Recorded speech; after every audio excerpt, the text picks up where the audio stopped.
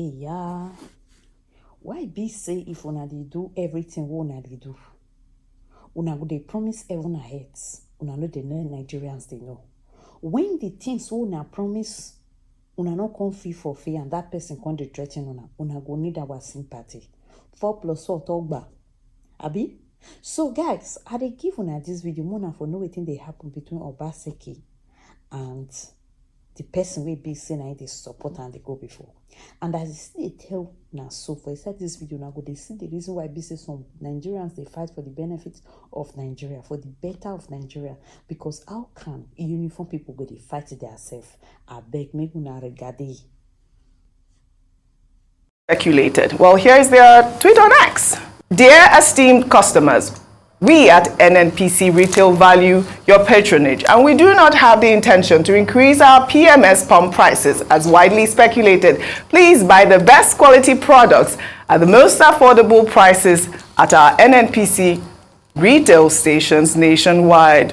Ayo, I'm sure you know that this is a big topic because everyone would say, why is it that they are always coming out with these statements? And I mean, are they the ones that are determining the prices now? No, I thought that they said it was market forces. I mean, how is it that they are? That's why I said that they are filling stations. I mean, how is that possible? But also the fact that NLC is also threatening the strike. Let me take some reactions on that. This is from Crypto, who wrote, fuel hike. Did NLC go on strike on the earlier fuel hike? The answer is no. And will they carry out their threat to go on strike if fuel prices hiked again? Yet again, the answer is no. Well, Blue Blood wrote, Labour leaders should stop deceiving themselves with strike or no strike. If fuel price goes up, they should rather negotiate good palliatives for Nigerians, especially workers. PMS price is no longer in the hands of the federal government because there is no subsidy again on it. I mean, Ayo, I'm coming to you because, you know, I believe we have a few more days before that deadline ends. Yeah, 26th. Is it the 26th for the palliatives? I mean, the Niger coup has been dominating the headlines for what, about a week now or even more, and we haven't heard from the federal government on what the plan is on palliatives, which is the major point here. Before you come, you know that some governors have taken initiatives, but you know, Borno State Governor has been doing the Lord's work. The Governor of Borno State, Babagana Zulum, took charge of a significant food palliative distribution on Monday. The remarkable gesture was aimed at extending relief to over 10,000 households in Banki town, situated within the Bama local government area of Borno State. Last week, the governor distributed palliatives to people of Mafoni community in Maiduguri in the first round of food distribution, targeting 300,000 beneficiaries across the state. Babagana Zulum. All right. Okay, so first of all, well done to the governor of Borno State and all the other governors who have made efforts to give some form of palliatives to their citizens, to the citizens. Now, in respect to that, what we need and what people are calling for is for a more sustainable approach to palliatives or perhaps cushioning the effect of fuel subsidy removal. And so whilst governors have done in their own little way, in their own ways to give food and all that, it's what the national response to the sufferings of the Nigerian people.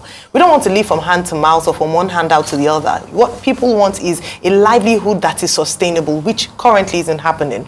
Now, going back to the NLC threatening to that they would wake up one morning and they would down their tools, they would just, you know, cripple the economy as it were. You can understand their grouse. And again, just like the tweet said, what you then wonder is, what's this threat of strike upon strike? We had the protest on the 2nd of August. They postponed it after the first and second day, saying that they were going to give the government a bit of time with the call of the president to exercise more patience. But in the meantime, Nigerians are suffering. I raised this point, and I think yesterday or 2 days ago, that we are talking about the Nigerian issue, that we are not speaking about the fact that Nigerians still have a war, a poverty war, and we have a war on poverty to fight here back home. We need to deal with that.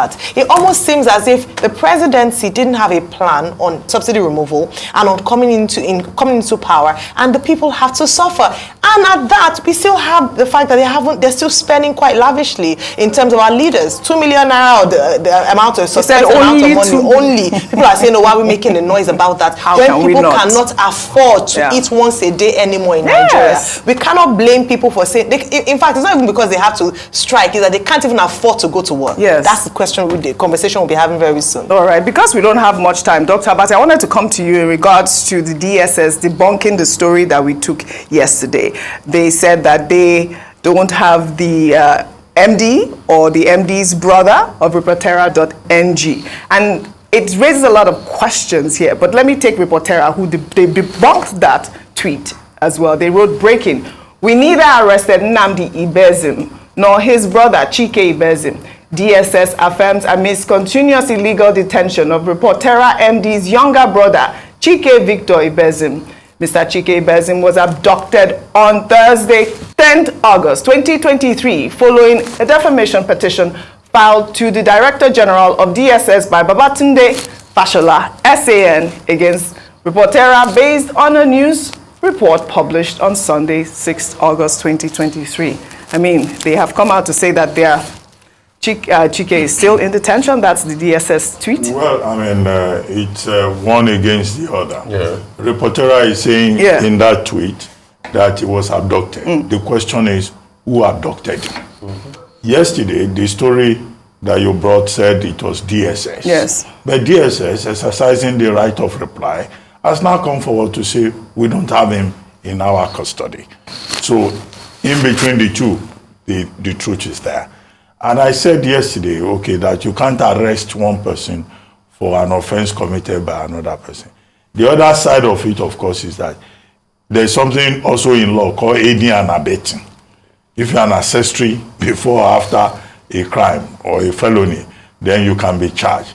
But in this particular case, what was said was that the man was picked up because his brother had done something. Was he an accessory to the fact? But what has settled it, until we eventually know that truth in between, is that the DSS, exercising the right of reply, says he's not with us. And I hope that DSS has checked.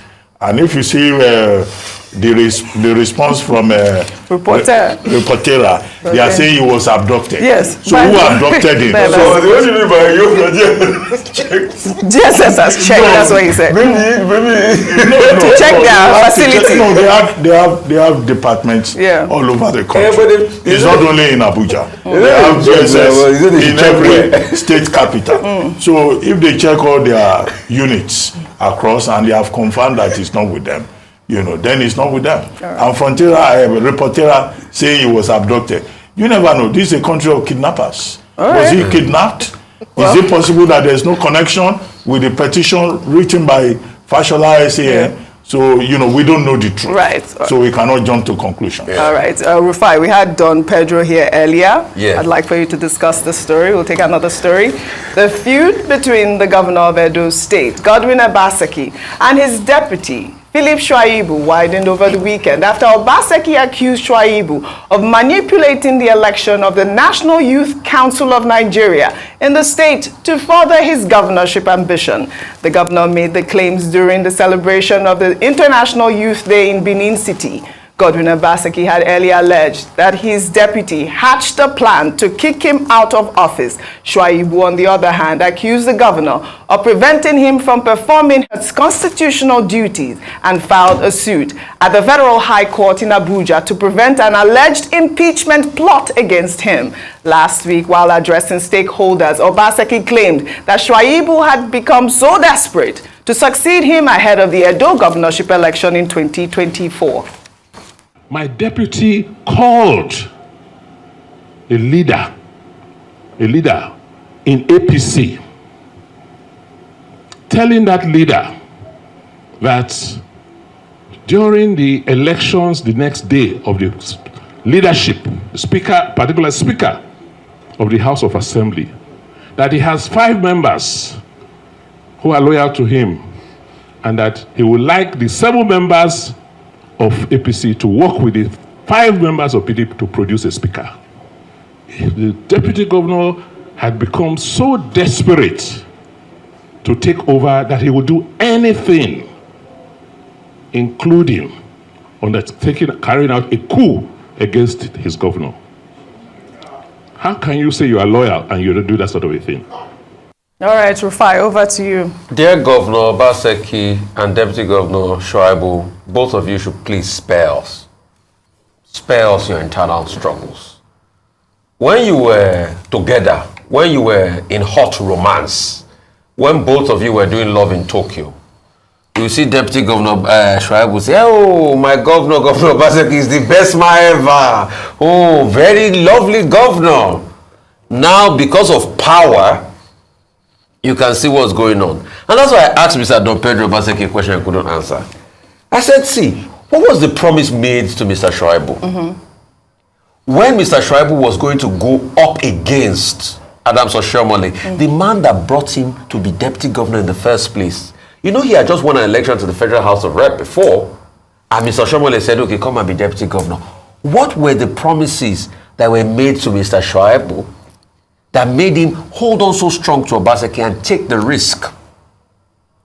Politicians will never tell you when they make all sorts of promises to each other. But when everything goes awry, they come back and start to tell us how to look for public sympathy.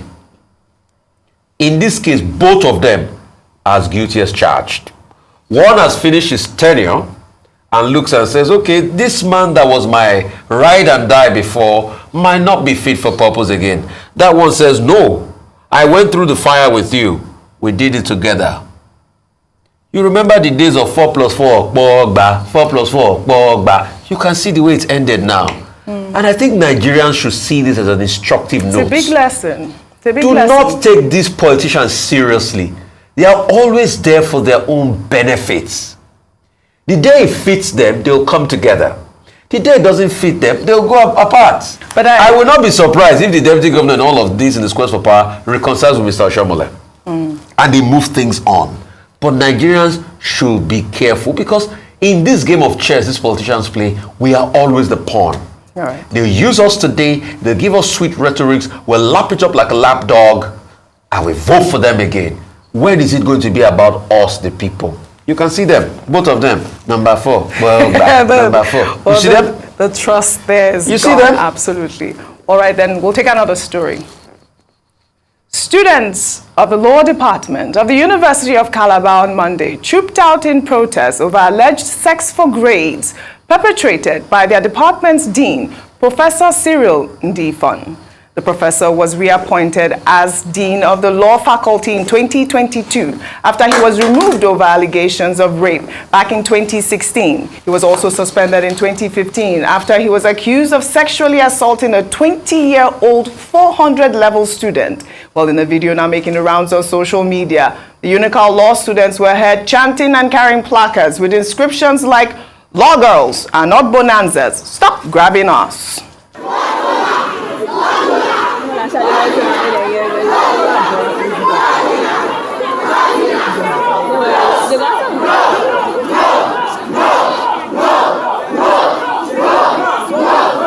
Dr. Abati, the great Malabite. It's unfortunate what's happening in your school. Yeah, truly unfortunate. But it's not just about University of Calabar. It's about the Nigerian education system, the university system, and we've been on this matter for years. You recall that there have been reported cases of sexual harassment in other universities across Nigeria, prompting the Senate of Nigeria in 2012 to adopt what they called a sexual harassment policy document, and then leading in 2014 to the Sexual Harassment Act, forbidding any kind of situation in which female students or male students are harassed or inappropriate gestures are made towards them. And in fact, part of the success of that law is that one university at the University of Ife, as we speak, or rather, Obafemi Awolowo University, as it is now, is in jail, as we now speak. But at the University of Calabar, this, distinguished malabresses, that's what we call female students of the University of Calabar, are saying that this Professor Ndifon, who was removed on allegations of sexual harassment, has now been brought back as a dean of the faculty. And that they, the lawyers in embryo, they are tired, of being harassed by their dean.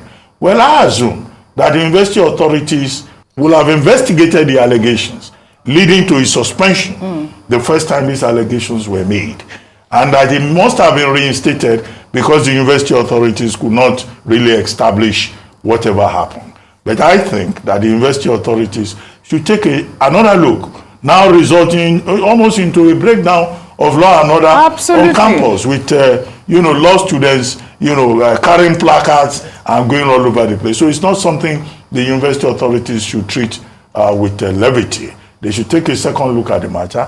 And Professor Ndifo himself,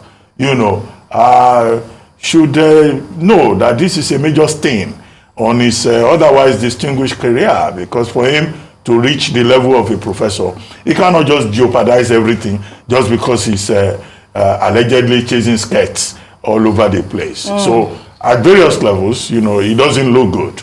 But the university authorities have an obligation to look into the matter and to ensure that our university campus, does not become a place for, men engaging in coquetry or harassment. But the bigger challenge... Let's take a look.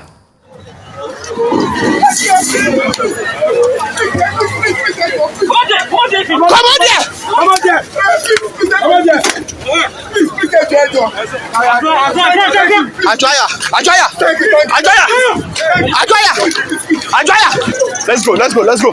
I mean, it's very sad in our country, and I'm happy both the military authorities and last man I've reacted to this, men in uniforms, doing all sorts, beating another officer out there. This is extremely very sad. And I want the military to be able to pick this man up and then blindfolds and let justice be meted out. We can't have a country where people will do things like this and go scot free. You just come, you hurt people. Because, and I'm sure this is a reaction to the video he also played. Yeah, the one we took last week, yes. Yeah, that, well, we don't know if that's the but we don't know if that's the clear officer. But I mean, it's just sad what happened. Yes, so this was what really happened initially. Yes. But even this is highly condemnable. Yes. And nothing was done by both authorities. We haven't heard anything. I don't have any report. Then the other one happened. Yes. It's a shame on us. We can't keep putting this nation to disrepute. It's things like this that chase away foreign investors. Well, all right. I'd like to thank you all for your great analysis, as always, on What's Trending. Well, that's all I have for you on What's Trending today.